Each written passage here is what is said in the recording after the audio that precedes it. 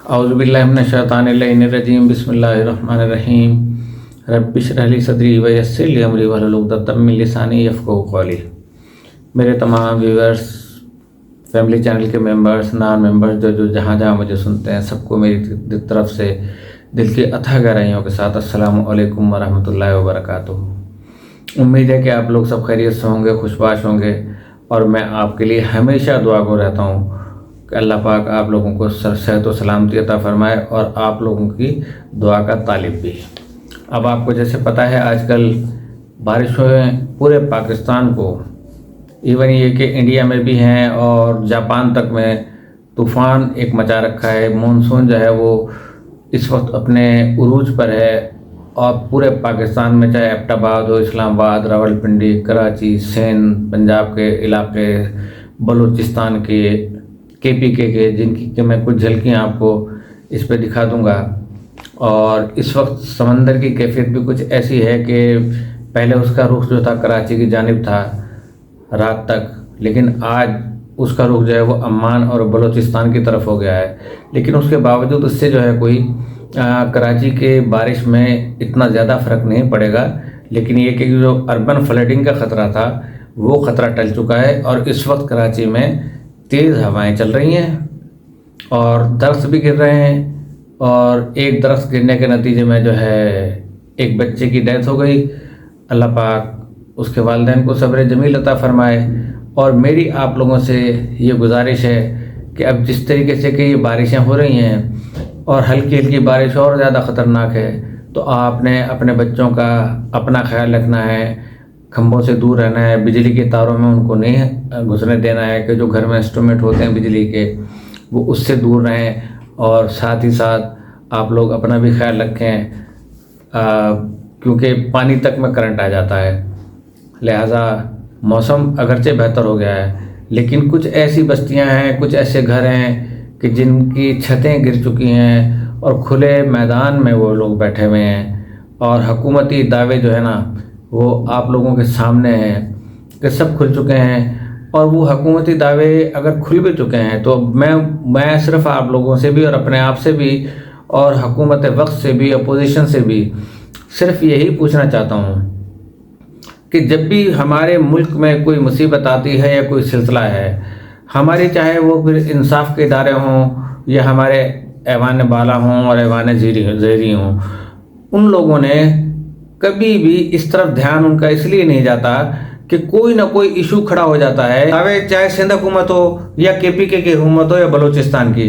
پنجاب حکومت پھر بھی کافی کام کر رہی ہے، اور کہیں اگر نہیں بھی ہے تو ان کو بھی چاہیے کہ وہ اپنے کام کو سمجھیں اور اپنا فرض منصبی ادا کرتے ہوئے ان غریب لوگوں کی امداد کریں۔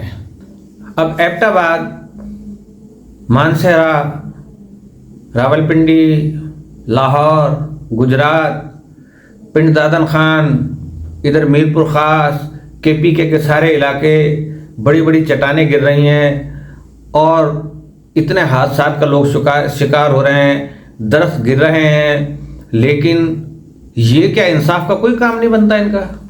لیکن اگر آپ کے گھر جب ڈوبنے لگیں گے اور بارشیں بہت شدید ہو جائیں گی، پھر آپ ہمیں اپنی ڈیوٹی پہ آ کے دکھائیے گا، اور ایسا وقت اللہ تعالیٰ جو ہے نا وہ مکافات عمل تو ہے نا، یہ قرآن شریف میں بھی لکھا کہ جو آپ زمین پہ بو گے وہ ہم آپ کو اس کا نتیجہ جو ہے وہ اوپر دیں گے۔ اور یہی میرے پروگرام جو تھا 3 دن سے 8 دن سے بلکہ چل رہا تھا کہ عالم آخرت کے 3 منٹ، اور وہ میں نے اپنا پروگرام اختتام پہ کر دیا تھا، اور میں نے کہا تھا کہ اب اس کے بارے میں چند ایسے سوالات تھے کہ جو کیے گئے کہ جن کا جواب دینا ضروری تھا، اور میں جلد از جلد کوشش کروں گا کہ وہ میں جواب دے کر انشاءاللہ کل سے ہم نئے موضوع پہ چلیں گے۔ تعلیم ضرور حاصل کریں، لیکن اس تعلیم کا مقصد ہونا چاہیے کہ جہاں تک دنیاوی تعلیم ہے وہ بھی حاصل کرنی ضروری ہے، اور دینی تعلیم جو ہے وہ حاصل کرنا وہ بھی بہت ضروری ہے۔ تو اس طریقے سے جو یہ میرے پروگرام تھے فقط اور فقط رضائے الہی کے لیے، اور آپ لوگوں کو بالکل ایک سچا واقعہ بیان کرنے کے لیے تھے۔ تو میں جلدی سے انشاءاللہ پروگرام کو شروع کرتا ہوں، اور اس سے پہلے میں آپ کو بارشوں کے بارے میں کہ بارشوں نے کیا حال مچا رکھا ہے۔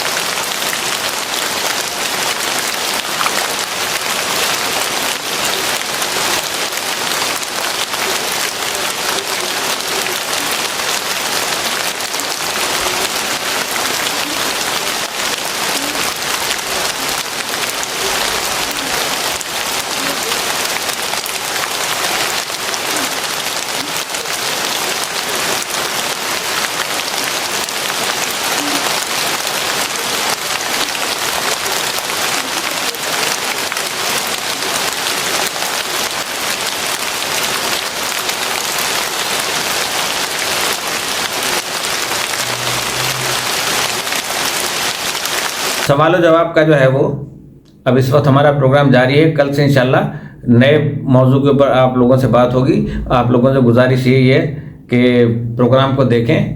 پچھلے 2 پروگرام میرے نسبتاً کیونکہ بارشیں بھی تھیں, کہیں لائٹیں تھیں نہیں دیکھے گئے, مجھے جس سے اندازہ ہوا کہ پروگرام جو ہے وہ لائک آپ لوگ نہیں کر رہے ہیں کہ یہ سبجیکٹ تھوڑا سا تو خشک ہے. موت کا سبجیکٹ بذات خود جو ہے وہ اتنا خوف زدہ ہوتا ہے کہ بندہ اس نام سے ڈرتا ہے کہ بھئی ہم نے تو سننا ہی نہیں ہے یہ چیز. لیکن بغیر سنے چارہ نہیں ہے, اس لیے کہ ایک دن ہمارا بھی آ جائے گا.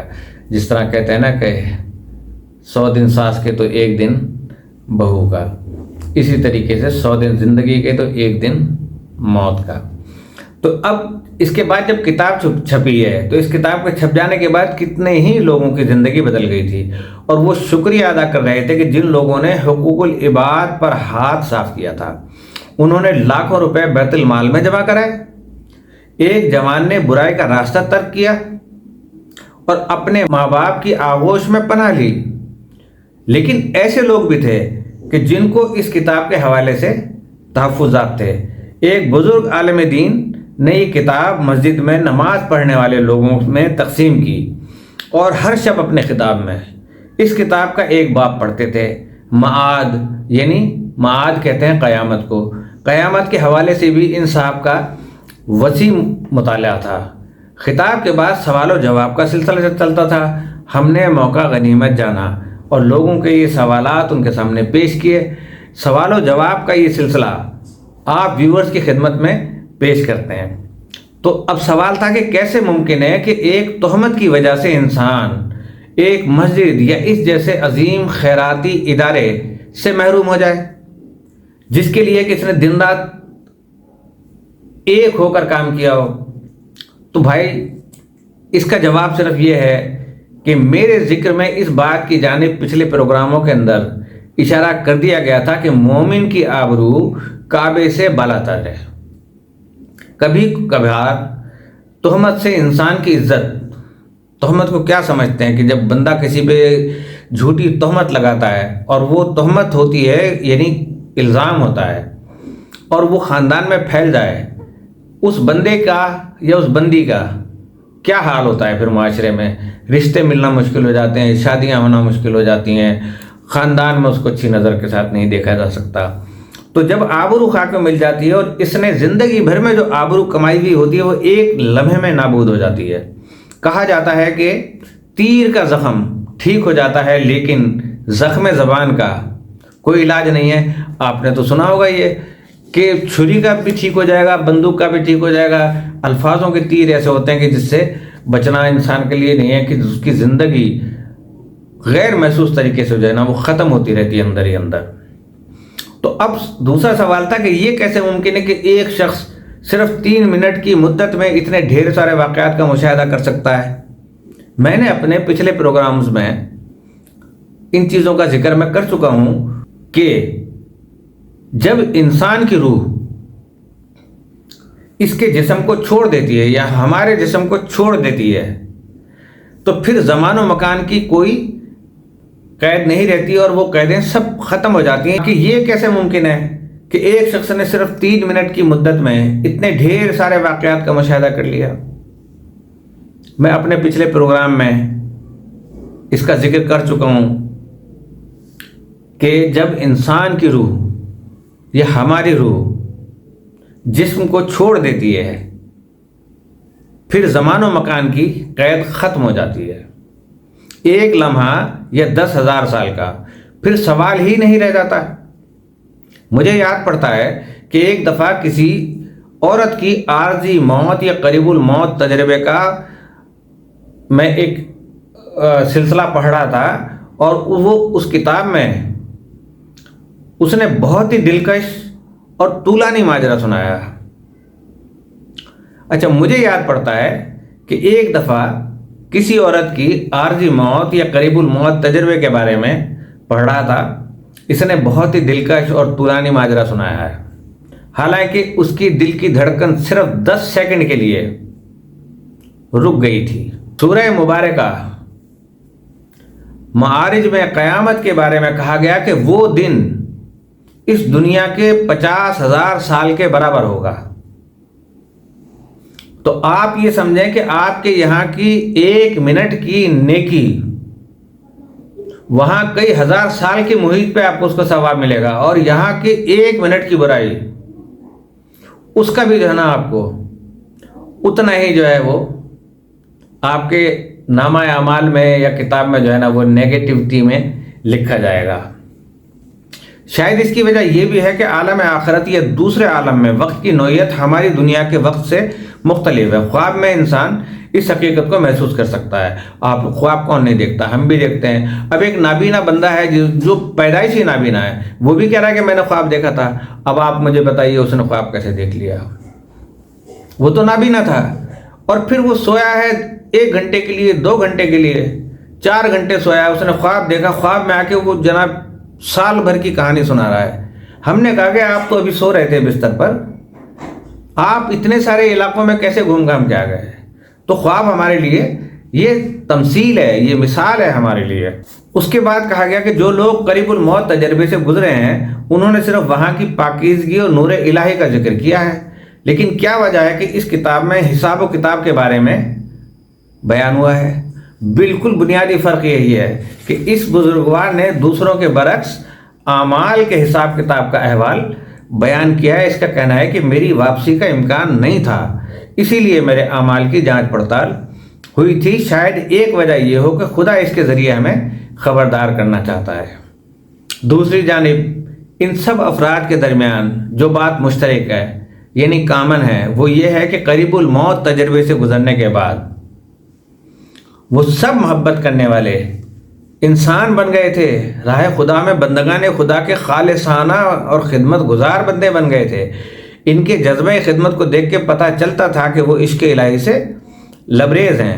کتاب کے مصنف کا کہنا ہے کہ میں نے کچھ دن اس شخص کے ساتھ اس دفتر میں گزارے ہیں، میں نے اپنی آنکھوں سے دیکھا ہے کہ ہر شخص اپنے مسائل لے کر اس کے پاس آتا تھا۔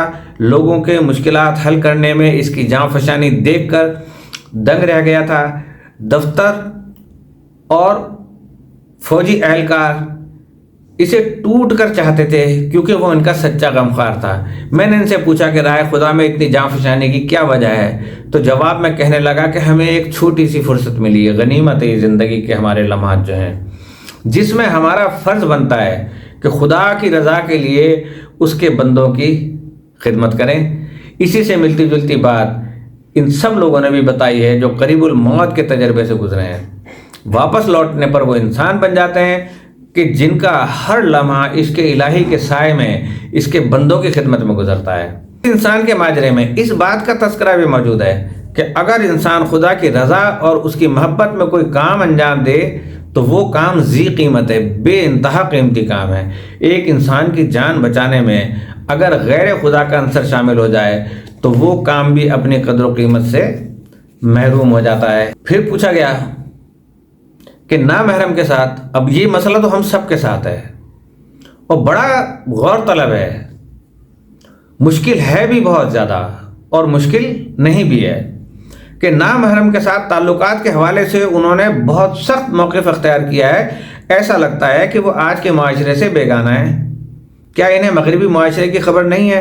مگر یہ کیسے ممکن ہے کہ انسان تعلقات سے ہاتھ اٹھا کر الگ تھلگ بیٹھ جائے؟ تو یہ بہت اچھا سوال ہے۔ تو اگر کسی معاشرے میں کوئی گناہ رواج پاتا ہے تو اس کا مطلب ہرگز یہ نہیں ہے کہ اس گناہ کی قباحت یا برائی میں کمی آ گئی ہے۔ فرض کریں کہ اگر سب دنیا یا صرف پاکستان کے سارے لوگ شراب پینا شروع کر دیں تو کیا وہ جائز ہو جائے گا؟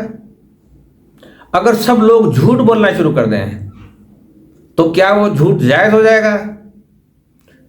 اگر ہم سب لوگ بدکاری پہ اتر آئیں تو کیا وہ بدکاری نیک معنوں میں گنی جائے گی؟ تو ایسا قطعاً نہیں ہے۔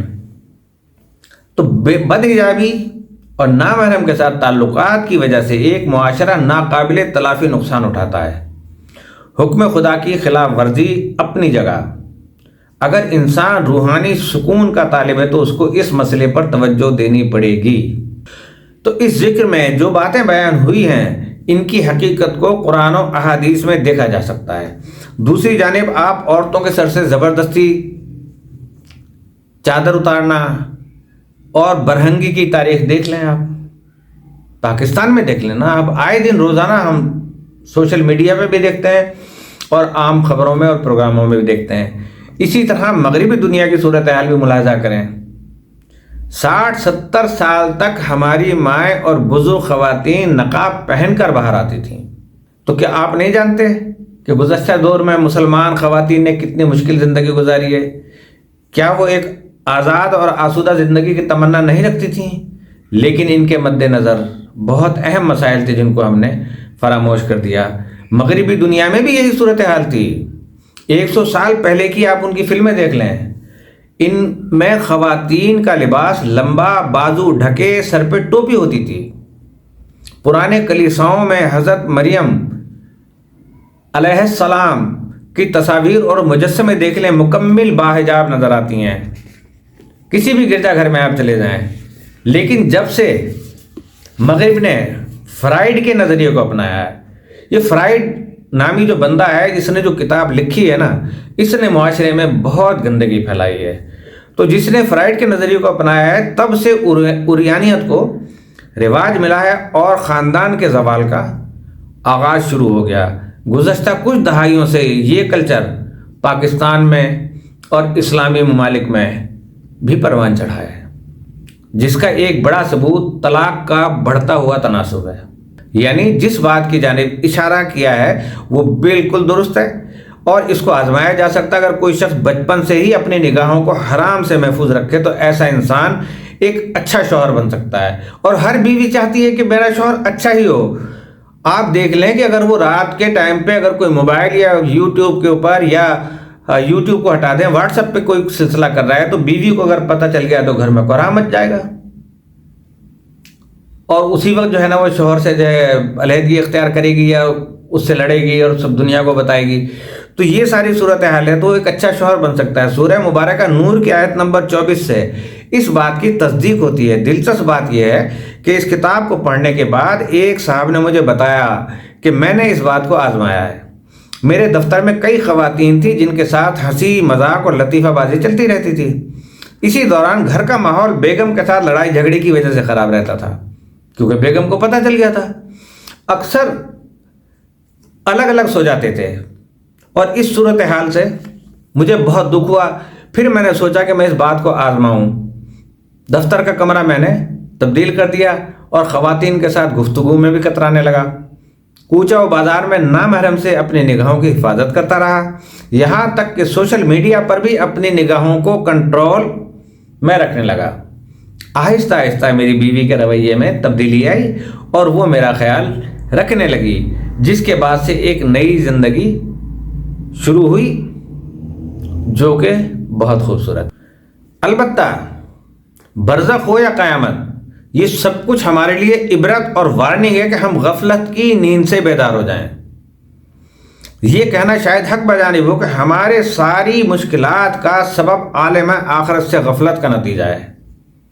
اگر یہ بات ہماری سمجھ میں آ جائے کہ روز قیامت ہمارا ہر چھوٹا بڑا عمل ہماری ہی طرف پلٹایا جائے گا، تو کوئی بھی کام کرنے سے پہلے ضرور اس کا جائزہ لیں گے۔ لوگوں کی زیادہ تر مشکلات کی وجہ یہ ہے کہ انہوں نے موت اور قیامت کو بھلا دیا ہے۔ اس کے بعد یہ تھا کہ یہ کیسے ممکن ہے کہ جناب اسرائیل علیہ السلام انسان کی روح کو قبض کرے اور اس کے بعد وہ انسان واپس دنیا میں پلٹ آئے۔ ہم نے تو سنا تھا کہ موت کے وقت میں کوئی تبدیلی ممکن نہیں ہے۔ میرے آپ پرانے پروگرام سن لیں کہ ایک وہ کتاب ہے ہمارے پاس کہ جو کتاب جس کی اللہ تعالیٰ نے حفاظت کا وعدہ کیا ہے، اور ایک لوح محفوظ کے اندر ہے۔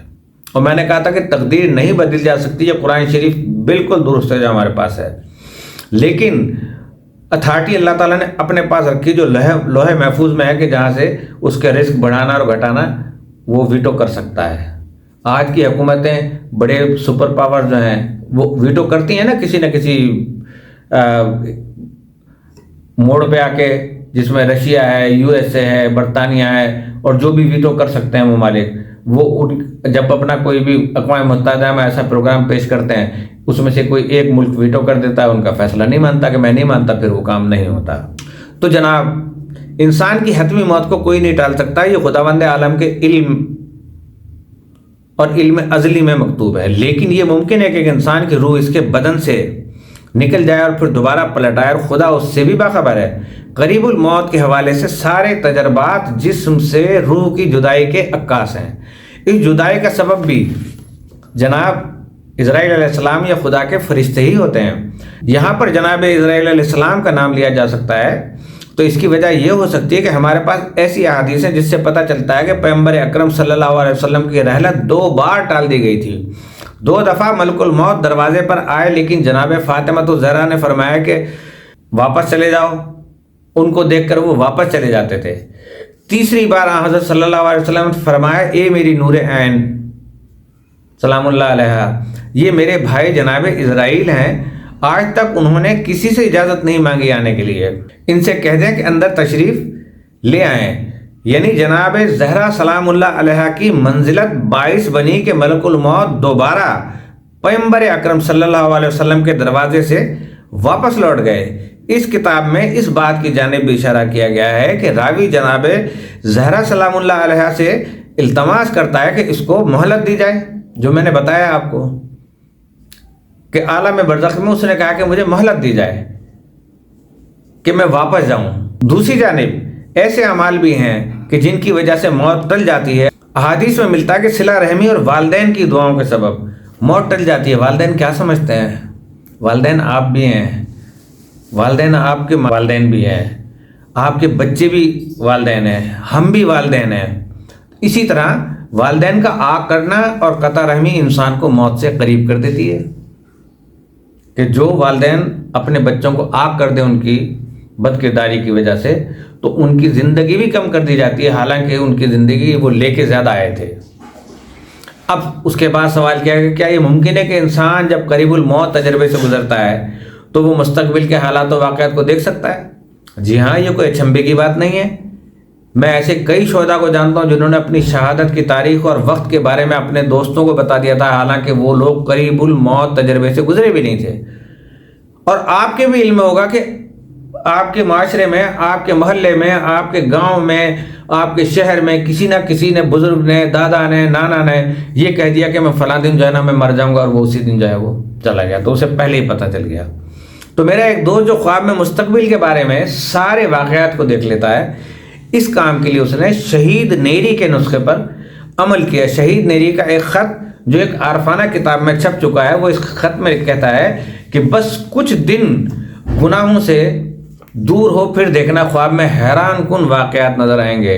اگر 40 روز تک گناہوں سے دوری اختیار کی تو یہ واقعات بیداری کی حالت میں بھی نظر آئیں گے، جاگتے ہوئے بھی نظر آئیں گے۔ 40 دن کے حوالے سے ہمارے پاس معتبر حدیث موجود ہے۔ ہمارے ملک میں جو لوگ قریب الموت تجربے سے گزرے ہیں، انہوں نے مستقبل کے بہت سارے واقعات کا مشاہدہ کیا ہے۔ موت کی دوسری طرف نامی کتاب میں ایسے واقعات درج ہیں۔ اچھا، اب سوال کیا گیا کہ کیا یہ ممکن ہے کہ قریب الموت تجربے میں انسان اپنے اعمال کے حساب سے کتاب کا مشاہدہ کر سکے؟ تو جواب اس کا یہی ہو سکتا ہے کہ عالم آخرت میں جو کچھ گزرتا ہے اس سے بنی آدم کو آگاہ کرنے کے لیے خداوند تعالیٰ نے سب سے پہلے اپنے حبیب کو شب معراج آسمانوں کی سیر کرائی۔ تسلیم؟ آپ لوگ مانتے ہیں نا اس بات کو؟ اپنے محبوب کو جنت اور جہنم دکھائی، اور یہ بھی کہ ایک انسان کے نامہ اعمال کی جانچ پڑتال کیسے ہوتی ہے۔ بہت سارے افراد ایسے گزرے ہیں جو قریب الموت تجربے سے گزرے ہیں، جو اپنا ماجرا بیان کرنے یا لکھنے سے قاصر رہے۔ سیاحت غرب نامی کتاب اسی نوعیت کی ہے کہ کچھ بزرگ علماء از جملہ علامہ طباطبائی سے نقل ہوا ہے کہ وہ بھی اس صورتحال سے گزرے ہیں۔ معاصر علماء کتاب میں سے ایک معتبر عالم نے اپنے استاد سے نقل کیا کہ میں بھی ایک دفعہ قریب الموت تجربے سے گزرا ہوں۔ میں نے آسانی سے پل صراط کو پار کیا اور بہشت میں داخل ہونے سے پہلے فرشتوں کو اپنے روبرو پایا۔ توجہ سے سنیے گا آپ، یہ آج اس موضوع کا آخری پروگرام ہے، ضرور سنیے گا۔ اور بہشت میں داخل ہونے سے پہلے فرشتوں کو اپنے روبرو پایا۔ انہوں نے پوچھا مجھ سے، اپنے خدا کے لیے کیا لائے ہو؟ کس بنیاد پر تم بہشت میں داخل ہونا چاہتے ہو؟ اور کیوں خواہش مند ہو بہشت میں داخل ہونے کے؟ میں نے کہا ساری زندگی نماز پڑھتا رہا۔ کہنے لگے ٹھیک ہے، ساری زندگی آپ نے نماز پڑھی، پل صراط سے آسانی سے گزر گئے، یہ تمہاری نمازوں کی برکت سے ہوا۔ میں نے کہا ہمیشہ روزے رکھتا تھا۔ انہوں نے کہا پل صراط پر سے گزرتے ہوئے جہنم کی تپش تم تک نہیں پہنچ پائی، یہ تمہارے روزے کی اور روزہ داری کا نتیجہ ہے۔ میں اپنے اعمال گنتا رہا، وہ جواب دیتے رہے تمام اعمال کا صلہ تمہیں ملا، اب بتاؤ تم خدا کے لیے کیا لے کر آئے ہو۔ میں نے رونا شروع کر دیا، میرا دامن خالی ہو چکا تھا، سمجھ نہیں آ رہا تھا کہ کیا کہوں۔ میرے بہت سارے اعمال تو ریاکاری کی نظر ہو چکے تھے کہ جو لوگوں کو دکھاوے کے لیے تھے، اس لیے میرے نامہ اعمال میں کوئی نام و نشان بھی نہیں تھا۔ میرے گناہ میرے ساتھ تھے۔ اچانک میں نے چیخ چیخ کر بولنا شروع کیا کہ میں مانتا ہوں کہ کوئی قابل ذکر عمل میں نے انجام نہیں دیا ہے، لیکن کیا میں نے اہل بیت اطہار علیہم الصلاۃ کی ولایت کو تسلیم نہیں کیا ہے؟ کیا میں خدا کے خالص بندے امام حسین علیہ السلام سے محبت نہیں کیا کرتا تھا؟ کیا میں نے جناب زہرا سلام اللہ علیہ کی مصیبت پر آنسو نہیں بہائے؟ میں نے دیکھا کہ فرشتے خاموش ہو گئے، کہنے لگے یہ بات آپ کے قابل قبول ہے، تمہارے نامہ اعمال میں ایک نورانی کرن موجود ہے اور وہ کرن وہی ولایت اہل بیت اطہار علیہم السلام ہے، ہم اس کو قبول کرتے ہیں۔ تو اب آپ نے دیکھا کہ محبت اہل بیت آپ کو جنت میں لے جائے گی، کیونکہ آل رسول ہیں، اور آل رسول سے آپ محبت کریں گے تو ہمارے نبی کریم صلی اللہ علیہ وسلم ہماری شفاعت کیوں نہ کریں گے؟ ایک یہی آسرا بچا ہے کہ جس سے ہمارا دل شاد ہو جاتا ہے اور ہم خوش ہو جاتے ہیں۔ اس کے بعد کہا کہ ہم نے تو سنا ہے کہ بہشت اور اس کی نعمتیں عالم قیامت سے مخصوص ہیں، یہ کیسے ممکن ہے کہ کوئی قریب الموت تجربے میں اس بہشت کا نظارہ کرے؟ تو اس کا جواب یہ ہو سکتا ہے کہ لوگوں نے قریب الموت تجربے میں جس بہشت کا مشاہدہ کیا وہ برزخی بہشت ہے۔ یہ بہشت اس وقت موجود ہے اور وہ برزخ میں جو مومنین موجود ہیں وہ اس بہشت کی نعمتوں سے مستفید ہو رہے ہیں۔ بہشت کو دیکھنا کوئی تعجب کی بات نہیں ہے۔ پیغمبر اکرم صلی اللہ علیہ وسلم نے شب معراج بہشت کا مشاہدہ فرمایا تھا۔ اسی طرح بزرگان کی ایک بڑی تعداد جنہوں نے روحانی منازل طے کی ہیں اور ملکوں کی سیر کی ہے، انہوں نے بھی بہشت کو دیکھا ہے۔ علامہ طباطبائی، مرزا جواد، آقائی تہرانی جیسے بزرگوں سے بھی ایسے واقعات نقل ہوئے ہیں۔ شہید حمید کرمان شاہی نے اپنی آڈیو کلپ میں اس بات کا ذکر کیا ہے کہ انہوں نے بہشت الہی کا مشاہدہ کیا ہے۔ انہوں نے اپنے ان دوستوں کے بھی نام بتائے ہیں کہ جو ان کے ساتھ بہشت میں داخل ہوئے تھے۔ شہید نے ان لوگوں کے بھی نام بتائے تھے جو ابھی زندہ تھے اور بعد میں جنت میں جانے والے تھے۔ میری غالباً 8 ایپیسوڈ تھا وہ کہ جس میں نے یہ بیان کیا تھا، اور یہ کر چکا ہوں میں بیان، کہ اس اور ان سے نا امیدی اور عذاب الہی کا غلبہ نظر آتا ہے تو خدا کی رحمت کہاں گئی؟ تو جواب بالکل واضح ہے کہ ہماری دینی تعلیمات میں مکرر ذکر ہوا ہے، بار بار ذکر ہوا ہے کہ خدا سب سے بڑا مہربان اور رحم والا ہے، اور ماں باپ کی محبت خدا کی ہی محبت کا ایک چھوٹا سا جلوہ ہے۔ لہذا خدا نے توبہ کا دروازہ اپنے بندوں کے لیے کھلا رکھا ہے تاکہ اپنی رحمت سے ان کو نوازے۔ پھر بھی بندہ اگر نہ سمجھے، کتنی چھوٹی چھوٹی سی باتیں ہیں۔ دوسری جانب خدا سب سے زیادہ سزا دینے والی ذات بھی ہے، یہ خدا کے عدل کا تقاضا ہے۔ تو احادیث میں بھی اس بات کی صراحت موجود ہے کہ خدا کی گرفت حقوق العباد کے حوالے سے بہت شدید ہے۔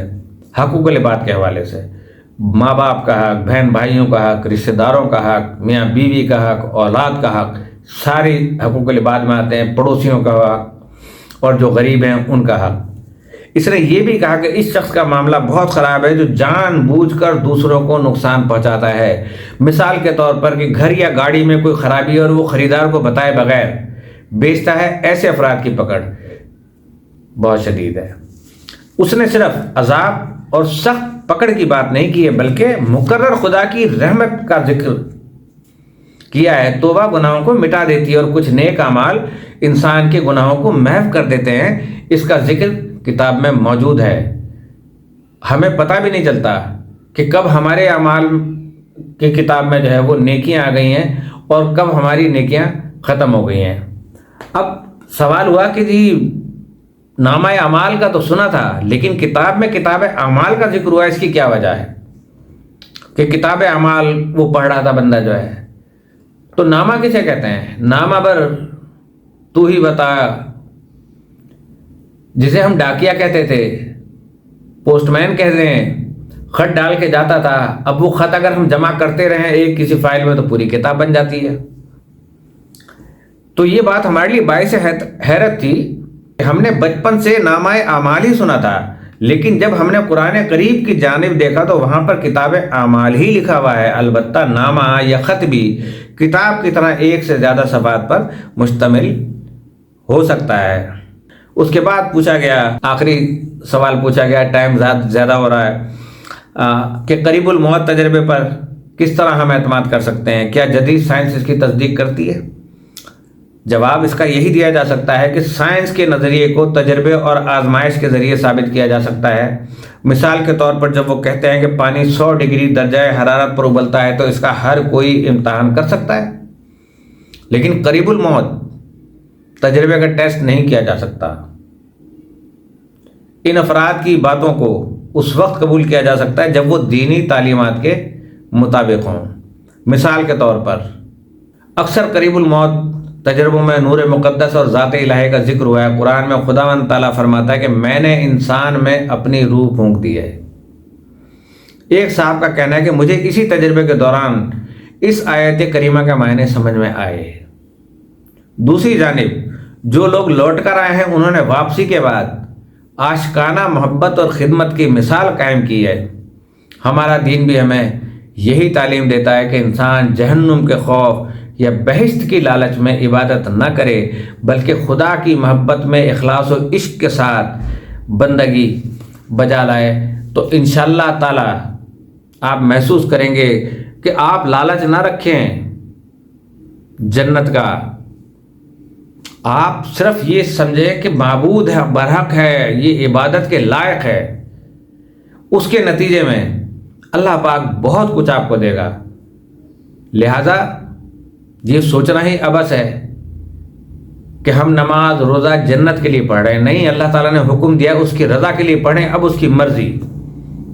اسی کے ساتھ میں آپ لوگوں سے اجازت چاہوں گا، اور یہ اس دعا کے ساتھ کہ اللہ پاک ہم سب کی جان و مال و عزت و آبرو اور ایمان کی حفاظت رکھے۔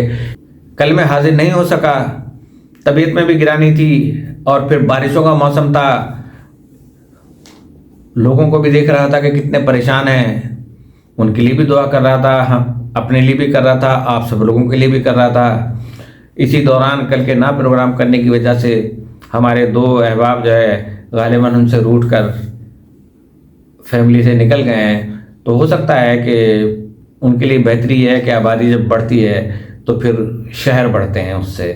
تو اسی کے ساتھ جو ہے میں آپ لوگوں سے اجازت چاہتا ہوں کہ اللہ پاک ہمارے پاکستان کو استحکام عطا فرما، اور ان بارشوں میں جہاں جہاں نقصانات ہو رہے ہیں ان نقصانات کے حوالے سے میرے اللہ تو ان کو صبر عطا فرما، اور جو بیچارے گزر چکے ہیں اس حادثے میں، پتہ بھی نہیں تھا کہ ہمیں زندہ رہنا ہے لیکن وہ جا چکے ہیں، ان کو بھی جنت الفردوس میں جگہ عطا فرما، اور ان کو صبر عطا فرما، اور ہمیں اس غیبی آفتوں سے میرے اللہ نجات دے۔ مقبوضہ کشمیر اور فلسطین کے مسلمانوں کی مدد فرما۔ السلام علیکم ورحمۃ اللہ وبرکاتہ۔